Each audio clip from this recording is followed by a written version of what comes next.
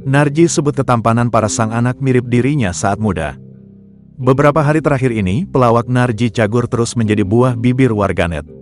Hal ini berkaitan dengan viralnya wajah putra sulungnya, Drakaena Atayadinarta Mansur alias Sena di media sosial. Sebab, putra Narji Cagur ini ramai dipuji good looking setelah video wisudanya dibagikan orang tuanya.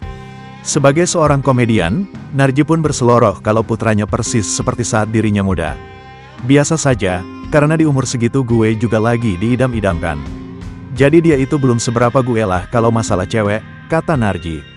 Sahabat Denny Cagur ini tak melarang putranya untuk menjalin hubungan asmara dengan lawan jenis. Sang istri, Widianti mengatakan selalu menekankan soal batasan pergaulan ke anak-anaknya.